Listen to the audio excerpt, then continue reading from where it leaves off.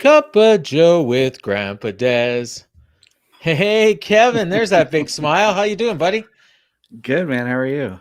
It's Good, something good. else to hear that theme song live. Yeah, that's what I hear. I do it live every time. Every time till I get sick of it, till I invest some money in some recording equipment, I record it. So what are you drinking? You got anything? I just have just water tonight because Hmm. it's late here. Yeah, It's late for late you here too. too. But I don't know how you drink caffeine this late. Well, I'll tell you, it's like Ritalin. Like if you took Ritalin, you'd be all hopped up, and with me, it calms me down. So I drink Gotcha. caffeine all night, and then I go to sleep. If I don't drink caffeine, I can't sleep. So, Just go through um, withdrawal. kind of, yeah. So, yeah, it's good to have you on, buddy. We've never actually met face to face. Right. But I wanted to. I was gonna get this ready, and damn me, I didn't prepare. I've actually been. Now you're in Oklahoma City. Yep. Or okay, Oklahoma City. so Yeah. I've actually been to My little Oklahoma Oklahoma City. hat. You have Oh when? yeah. So it was just before the pandemic. Okay. Our family drove down to Dallas, Hmm. and it was just my wife was watching 911 Lone Star and decided that that place looked a lot warmer than Winnipeg, and Yeah. we had some holidays coming up, so we said let's just drive down there because she knew I had done it for WrestleMania a few years ago. Hmm. So we drove down, and on the way back, we went through Oklahoma City. And my wife says we can't go to Oklahoma City and not go visit the site of the bombing. So Oh that's what we yeah. did. Yeah. So I've Did you got a go through the picture. museum or just No, the? just Okay. just the outside. We took some pictures. I'll find him and send him to you. Maybe even put him up on Facebook on as a compliment to the show. Yeah. But yeah, so that would be the closest we ever came to meeting, even though we didn't even know who each other was yet at that point. Yeah. You were. Let's see. You would have been probably 2 miles from my house. Oh Maybe wow. three, about 3 miles. Yeah. So could have driven by. I was Yeah. surprised at how like driving through there, Hmm. like just kind of how I don't want to use the wrong word here, but it's not the greatest part of town. Um, like Yeah. it's I don't. So I was kind of comparing it to areas that we have here in Winnipeg, and the town itself looked nice. It was cold. Hmm. I mean, it was January, or was January? No, it was early February, I think. So it was yeah, because it was right when we were in Dallas. That was right when your former president was telling everybody that, oh yeah, this is all Hmm. fine. It's a flu. It'll be gone in two Yeah. weeks. Little did we know. Little. Well, a lot of us thought. Little did he Yeah. know. I Little guess did we'll he put it know. that. Yeah. Yeah. So how you been?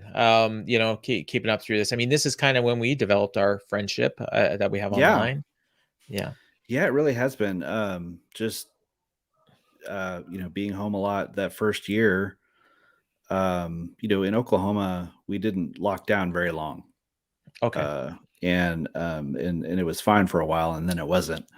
Um, but yeah, that is where I spend a lot more time online, and I think I joined the Fight Game Facebook group a little bit in 2019, but Okay. I didn't really start engaging a lot until then. And it's so funny to um, all the relationships I made with you and other people in the group is probably have been just like you drove by my house recently.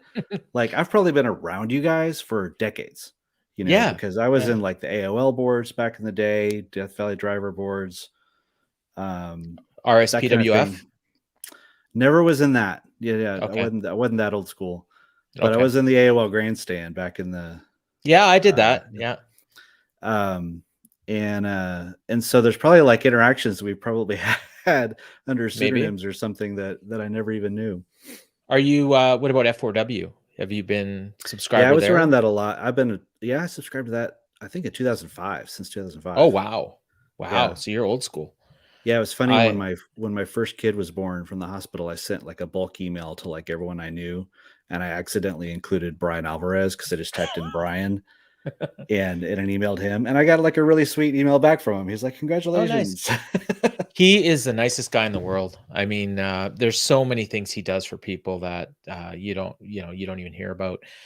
When my daughter, not Emily, my oldest daughter Mhm. Alicia was sick earlier this year, he sent me like a text, a really nice text, and just like keep me updated. He said like any updates, let me know right away. Very Like cool. and yeah, and I've developed a pretty good friendship with him over the years, but when it was first started, I mean, it was basically just a fanboy.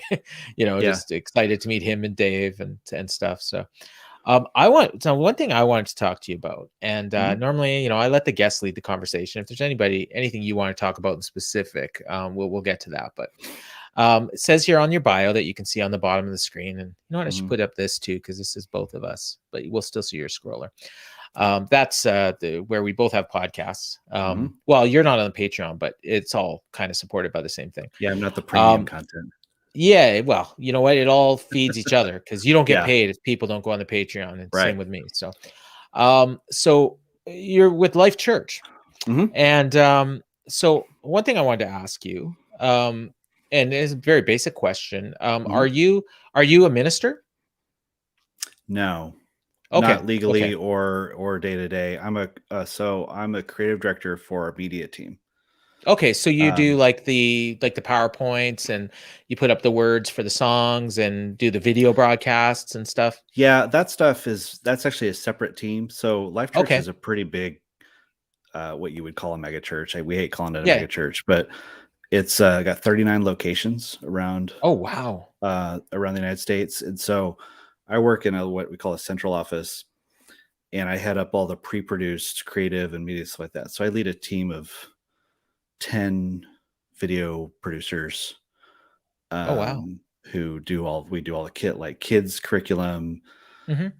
youth curriculum, worship videos, things like that. We do like lyrics in the background screen, things like that, promotional stuff. Anytime we go to a new community or something, um, do documentary things and things like that. So So uh so you got 39 churches, you said, and mhm. you attend one of them, obviously. Yeah. Yeah, Okay. And I work at one that has, like, a bunch of office space in it, and then I attend a different one that's a smaller okay. location that's, like, about 5 miles. There's, like, 7 or 8 in the city here. And what denomination is it, or is it non-denomination? It's you would probably think of it as non-denominational. Technically, it's a denomination called the Evangelical Covenant, which Okay, okay. is sort of a pretty loosey-goosey. I don't know, probably insulting by saying that, No, no, no, but no. I think I get what it's you're not. saying. Yeah, it's a pretty broad, pretty essentially non-denominational denomination, if that makes any sense. It's Well, not like so super what it sounds liturgical to me or like, you don't want to necessarily adhere to specific regulations that might be sent down by like a government, like the Pentecostal assemblies of, I don't even know what it's called there. Here yeah, it's Canada, yeah, PAOC. So we have other churches that probably have similar beliefs to us, but they're independent. I guess it would be mhm, the best way to call it, is almost like an independent right. church. It's like a very small list of core beliefs, and then outside Yeah. of that, what they say is grace and non-essentials or liberty and non-essentials or something like that. So Okay. But it's very it's self-determined. Churches are very yeah. self-determined, but they're just more of an organization to yeah. We have a couple of those here in Winnipeg. They're not affiliated with each other, but I think they're similar. One's called the Meeting Place, and then Mhm, there's another one called Springs, which is like probably maybe the biggest one here. mhm, And they're huge. But I know a lot of people that I grew up with that went to the same church as me that are now going there. And it's mhm, more like because they're again not necessarily tied down to a specific core right. belief. And I think like I've always felt I've been in church almost my whole life. Mhm, Grew up.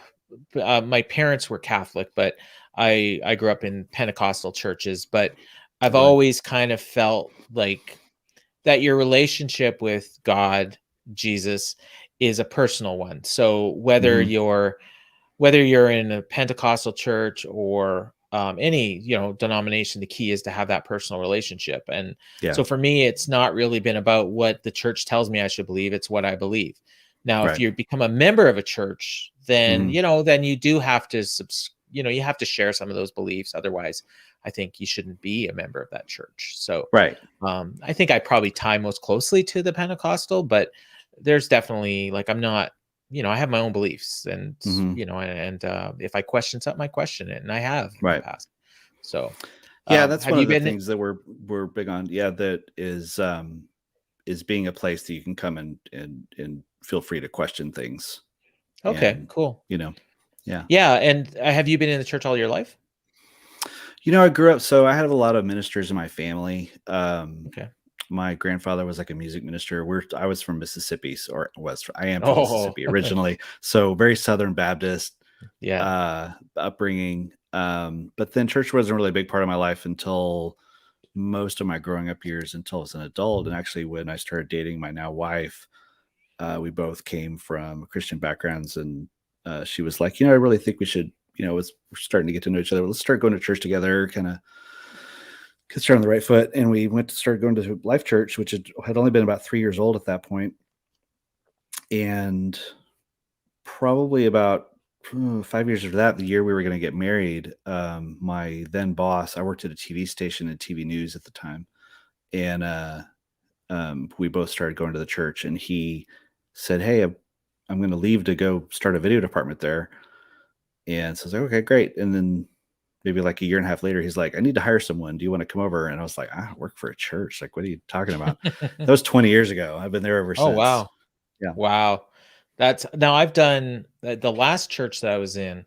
I didn't work for them, but I Mhm. I probably did more work than most of the people on the payroll. I was Yeah, involved in a that's how lot of different things. that's pretty common. Yeah, Yeah. yeah. I was on the worship team. I did Mhm. offering counting. I volunteered at youth group. I think I even did some Sunday school. Mhm. So we were super involved, and it's crazy. Like, I've told this story before, but I don't think I've told it to you. And I definitely haven't told it on this show. So I maybe it feels like a good spot to tell it. This was about, I'd say, like around 2010, I was starting to, I mentioned the questioning things, and I was Mhm. questioning a Mhm. few things, but I was super involved with everything in church, and I just like I really enjoyed what I was doing, and I felt it was important, and so I didn't want to stop. And I'd been going to this church since I was 8 years old, and Mhm. I'm like pushing 40 at this time. Man. And I my aunt, who was a board member of the church, I would talk to her whenever I'd have issues, and she told me a few times, every once in a while people need to make a change, and maybe you should think about that. And I'm like, Mhm. no, you know what? I'm really tied to this church, blah, blah, blah. And she's like, okay, we'll support you and all that. And then, something happened, and it just came to a head, and it was like a personal thing with our family and with the pastor and stuff. So we ended up leaving, and we found a new church, and we were going to go check out a bunch of different churches. And literally the first one we found, we fell in love with, and we started going. We've gone ever since. But since I started going to this new church, we don't do anything. We show up on Sunday. That's it. Yeah. And I felt along the way like maybe we should do some stuff. But you know what happened right after that is, my daughter, we got Emily. And Mm. you know about Emily, and most people Mhm. watching this probably do too. And the way it were all worked out, it was just crazy. There was a guy who had been on the worship team with me at my previous church, and he was going to this church. And in January one year, we had missed church one week, and he called me. He's never called me in his life. Mhm. I talked to him, when we were on the worship team together, obviously, and we were friends, but he'd never phoned me. He phoned me this week, and he says, "Is everything okay?" And I'm like, Mhm. "Yeah, yeah, it's doing fine." "Well, you weren't at church this week." And I was like, "Yeah, my wife had to work, and I was lazy. I didn't come in." And he's like, "Oh, okay. I don't know." He said, "I don't know why, but God put it on my heart to pray for you. And I Mhm. don't know why, but I did. And I just want to make sure everything's okay." And I'm like, "Yeah, yeah, we're all good. Everything's fine. Thank you. Like, I'll be there next week. I'll say hi, everything right." So, I didn't think much about it. And August of that year, my sister gives birth to Emily. It was a month early. She almost died in childbirth. Emily was without oxygen. She was put into a medically induced coma in the hospital. They weren't sure she was going to make it out of the hospital. While Emily was in the hospital, the baby was taken away from her and put in a foster home. And from that point on, Anne and I fought to try to get her with us because we had her Yeah. siblings with us. Mhm. Mhm. And then a couple months later, around Thanksgiving, October, we finally got Emily. And then for some reason, I remembered back to that January. That would have been when Emily was conceived. Wow. And God put it on this guy's heart to pray for Yeah. us Yeah. because he knew what we were in, what was coming. And the fact is, I had also just changed churches. If I was still in that other church doing all that other stuff, there Right. is no way we could have taken Emily. I had also Right. changed jobs. I worked at a bus company where I was working 14 hours a day. I Mhm. got a government job where I'm working 7.25 hours a day, and I'm home every day by 4 o'clock. And we also had my cousin, who is adopted Emily's other two siblings. She agreed to help daycare while we were at work. So it all worked out. It was all Yeah. God's plan. Yep. And I had almost nothing to do with it. And if you had Yeah. asked me when I was in the middle of working at this bus company and 14-hour days and doing working a full-time job at the church, are you going to be able to look after a kid with special needs? I'm like, Mm-mm. no way. And my wife Mhm. works she works like Mhm. 12-hour days at the grocery store. So it all worked out. And it was just amazing how, and that's, I mean, there's been so many things in my life that have, and I imagine you have stuff like that, Yeah. where, 20 years One in of the those church. yeah.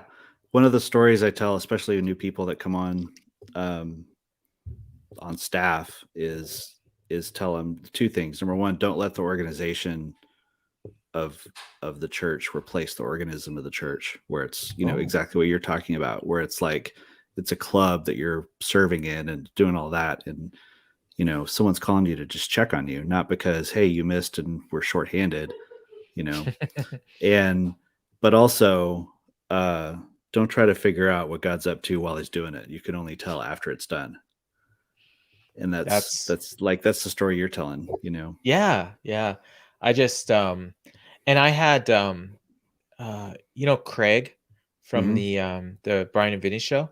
Hmm. He messaged me one time and just said, "Hey, how are you doing? For some reason I've been thinking about you." Hmm. And at that time, like, there actually was something going on. So I told him.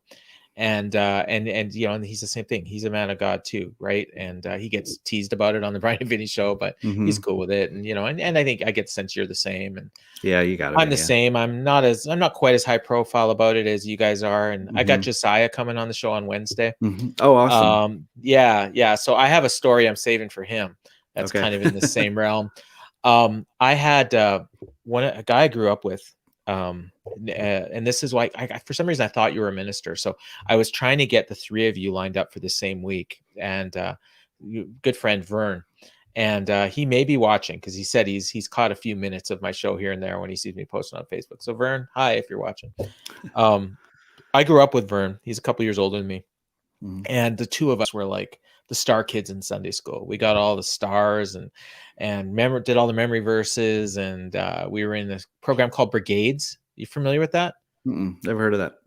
Like Crusaders, Okay. but it was the boys version, so it was Okay. Brigades. And I think in the States it's for both. You have Crusaders for men, for boys and girls, but Yeah. in up here it was Brigades for boys, Crusaders for girls. Anyways, Okay. we were like, I was Brigader of the Year one year, and Vern probably got it the next year and stuff. So we were good friends, and his brother was the same age as me, so we were Hmm. really close growing up. And as we got a little bit older, it became pretty clear that he was kind of on a path to become a pastor. And I kind of, in my mind, I kind of wondered about that. And I even kind of felt the calling at one point. And then I kind of more or less ignored it and just kind of went Yeah. on with my life. Yeah. And maybe a mistake, maybe not. I mean, I met my wife, and I got kids and everything, so it all worked out. But Hmm. they but I very specifically remember, and there's a certain part of town that every time I go through, I think back. There's a place called St. Vital Park, which is very close to our church, and we would Hmm. often go there on Sundays. And I'm going down this. It's like a highway. It's called Bishop Grandin, and Hmm. it's the closest thing we have to a freeway in Winnipeg. And I'm going, and like everybody, I'm going. I've got a crowd full of my friends in the car, and I'm going like 100 kilometers, which is 60 miles. The limit's 80, which is Okay. 50. And we cruise past this car, and I look over, and there's Vern, and he's going 80. That's the speed limit. He's going 80. Mhm. And I look over and I'm like, what a nerd. Why is he only going 80? There's no traffic here, blah, blah, blah. And it just hit me, like, not that second, but not too long after that. He's doing the right thing because it's the right thing to do. And Mhm. whether or not anybody's watching, God's watching, and he's going to do the right Mhm. thing. And so after that, I kind of always had that in the back of my head, that I would always do the right thing. It didn't matter if anybody was watching or not. Now, obviously, Mhm. I'm not perfect and I screw up all the time, but I always try to do the right thing, whether or Yeah. not anybody's watching, because at least one person's watching. Right. So Yeah. yeah, that always sticks with me, Yeah. with Vern. And I invited him on the show, but he's been a pastor for going on 30 years, and he's like, no, I'd be way too nervous to do that. I'm like, what are you talking about? You go up and you preach in front of people. He said, yeah, but I write Right. every word out. I can't Right. think on my feet. And he said, and I'd just be sitting there looking at the camera going, so, Vern, if you're watching, sorry for calling you out on that, but Yeah. It's easy, I Vern. love Come on. you. You're my buddy, and we will be friends for life. And I'm really good friends with his sister now. His sister Mhm. has a daughter with special needs that are in a lot of the same activities as Emily is, and Mhm. so it's weird the way life works. Because Yeah. back then she was a little bit younger than me, and I don't know, I probably had a crush on her at some point, but now we're just friends. So yeah, so we're coming up on just over the 20-minute mark now. Anything you had in mind that you wanted to talk about? Man, I don't know. I didn't even prepare really. I was just Yeah, kind no, of looking I forward to it. I was generally kind of don't. looking forward to coming on and talking. I don't even know because every time we have interacted, it's always been on a certain Well, topic. hey, we can talk about wrestling if you want. I mean, we got a few minutes, and we both co-host shows about Dynamite on the Fight Mhm. Game Media Network, as you can see there. I'll put up Mhm. the YouTube address here. Yours is a little more, as you called it, a fanboy show. A little bit of a fanboy show, yeah. Yeah, but you also go a little bit more in depth into the company, AEW, All Elite Wrestling as a whole, whereas Mhm. Jeff and I, we just basically talk about the one TV show. Mhm. We'll do the pay-per-view recaps, although I think down the road, like, we need to maybe mix up the teams a little bit, and That if would we have be a fun to pay-per-view show, do like a yeah, pay-per-view show together though. yeah, like all four of us or three of Yeah, us, I've or never gotten to maybe, talk to Jeff. yeah, maybe you and Jeff do one time, me and James do one, and me and you have already done a show together. So I gotta be honest, yeah. Jeff intimidates me. Really? Oh, When I he's a listen to cool him, dude. he's just such a his wit is just razor Yeah. sharp. I have a hard time keeping up with him, I gotta tell you. Yeah. He had the one line one time though where I popped him, because we were talking about you. I think it might have been Mhm. off air, and he said, "Oh, Kevin, yeah, I'm a big fan of his boss," and I was like, Oh "Oh yeah. God." Yeah, he told me that, yeah. Yeah, and he's like, Yeah. "You did a He double D take." he DM'd But me uh right when we started the show and probably when he first heard or first like just got on his radar or whatever. And when he saw my background, he had actually gone to see my pastor speak at a church in LA, I think. oh, So that's why he was familiar with him. yeah, Yeah. he's a church kid, going back. I think he still goes, like probably most Hmm. weeks from talking to him. Yeah. And James, I think too, probably sounds like. I don't know for sure. I don't know if you've talked to him, but He's a seems like Southern boy like me, so sure it's in yeah, his blood. yeah, yeah. So it's amazing how many of us there are. Like, I mean, we try to go every week. Hmm. With Emily, it's hard sometimes. If my wife's Hmm. working, I don't always make it because it's hard for me to get her ready. Hmm. And then with the new Omicron variant now, we're they suspended in service for the next 3 Oh, did weeks. they? Oh, wow. Yeah, Okay. yeah, but I think my gut says that they're just getting their ducks in a row, and it sure feels like the way the wind is blowing is that you're not going to be getting tested anymore unless you have symptoms, and Yeah. it's they're going to try to do life as normal, especially if we Yeah. get like a treatment. Right. But yeah, AEW. We got a big show this week. I think, anyways, people are kind of writing it off. I don't know why, because it feels like a pretty big I don't show. either. I think top to bottom, it's probably going to be more newsworthy than last week because last week was a one match show. Well, I think we're getting a debut this week. Yeah, I think it's Kyle maybe a O'Reilly. couple. Yeah. Yeah, yeah, Briscoes maybe. And they're in North Carolina. That feels like a real good place to debut the Briscoes. Mm-hmm. And Kyle O'Reilly feels like he's the surprise guest or the Christmas present or whatever Adam Cole's Right. calling it. And then we got the big match, like Sting wrestling. Like, that match is gonna be awesome.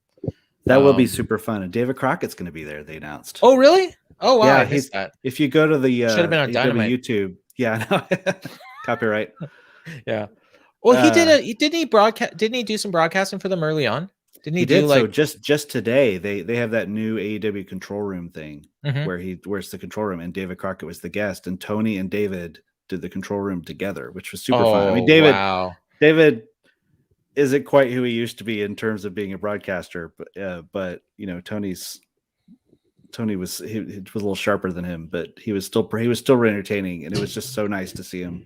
He was never really a great broadcaster, anyways. His whole shtick was he was just a big fan, kind of like Tony Schiavone is Kind of now. like Tony now, yeah. Yeah. So it's the same kind of role. So that's really cool. I should check that out. Maybe I will. There's not much on. The Winnipeg Jets, they had their games canceled, so I'm not watching any hockey. Oh, man. Yeah, Raptors I must too. not have been paying much attention. I didn't realize. Oh, it's cross-border stuff, right? So I think, I said, I think the sports are just getting their ducks in a row. Like, I really feel like the NFL's leading the way. Right away. Mm-hmm. No, it's the opposite. I think they're developing a strategy to where they're going to ramp down their protocols. So like players are going to be able to continue to play unless they have symptoms. That's just what I'm thinking. Like that's what the NFL is trying to pass. And I think once the NFL does it, then the NBA and the NHL follow suit. And then it's like, because right now it feels like half the league is out with Omicron, but none of them are sick. Like literally nobody is sick. You know, that's the weird thing about this current one is like it seems in on one hand it's better and one hand it's worse because it's basically all the people have been getting vaccinated. It's spreading super fast, like 70 times as fast. Yeah. But it's not that bad unless it is. Well, if you're not vaccinated, it's bad. So I think if you're vaccinated, it's probably like the flu or maybe even less than the flu. But if you're not vaccinated, you know, it's way worse than the flu. And there's a chance you could die, which, I mean, there's always even with the flu, there's a chance you can die. So, I mean, for me, it sounds like the flu, like, you know, which is kind of what they said at the beginning of this, you know, what, you know, all and the if naysayers eventually were that's saying, how it settles, then you just move on. You know, it's just like, it's just there's a vaccine. Yeah. Take it if you want. If you don't want to take it. Yeah. And I think we're getting close. And especially if we get some treatment that people can take to deal with the effects, like that'll be good.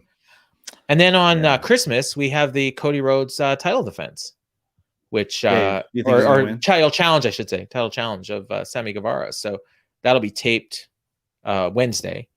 But then they're going to air it on Christmas Day. So I actually think I have a feeling that people are going to be surprised and the ratings are going to be really good on Christmas Day.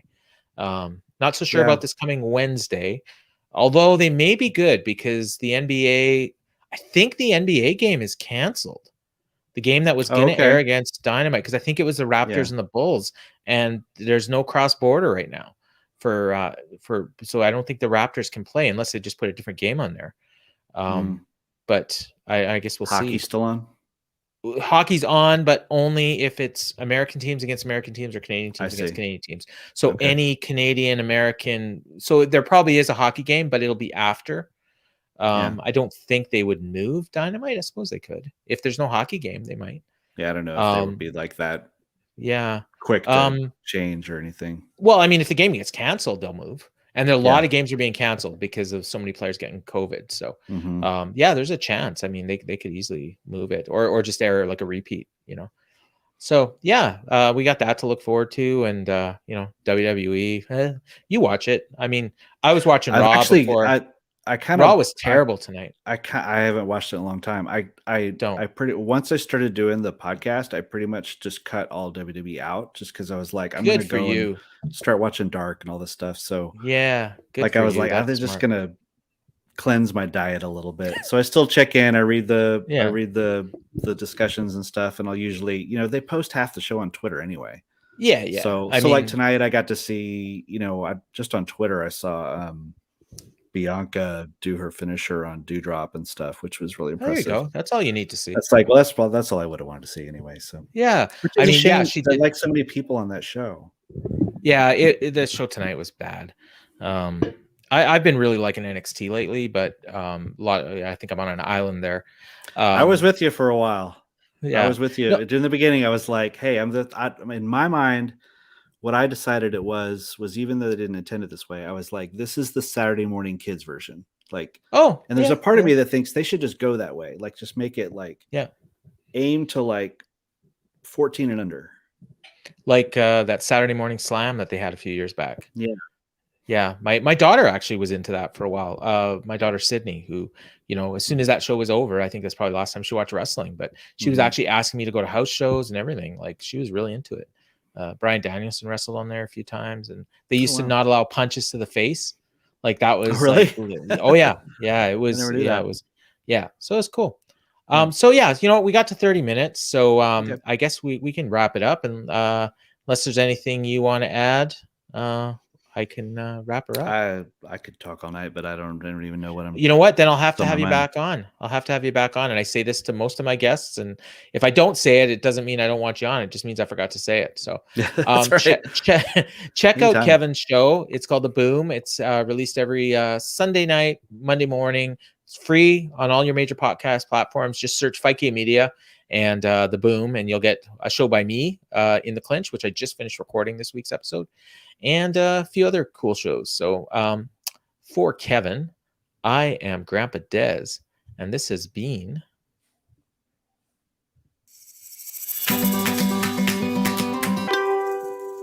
Cup of Joe with Grampa Dez.